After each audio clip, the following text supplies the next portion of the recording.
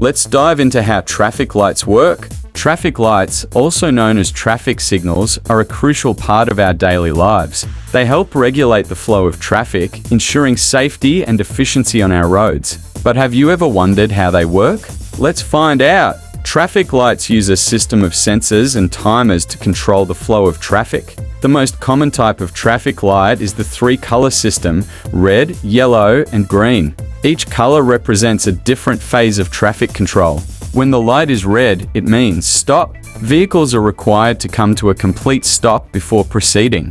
This phase is usually the longest, allowing vehicles to clear the intersection before the next phase begins. When the light turns yellow, it means caution.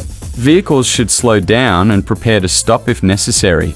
This phase is typically shorter than the red phase, allowing traffic to continue moving while still ensuring safety. Finally, when the light turns green, it means go. Vehicles are allowed to proceed through the intersection. This phase is usually the shortest, allowing traffic to flow smoothly and efficiently. Traffic lights also use sensors to detect when vehicles are approaching.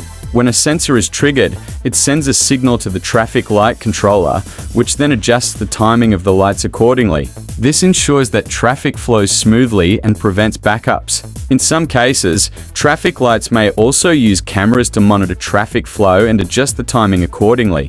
This helps to ensure that traffic is moving as efficiently as possible. So, there you have it. That's how traffic lights work. They use a combination of sensors, timers, and traffic control phases to ensure safety and efficiency on our roads. Thank you for joining me on this journey to understand how traffic lights work. If you found this information helpful, please give this video a thumbs up and don't forget to subscribe for more interesting and informative content. Stay safe on the roads and see you in the next video.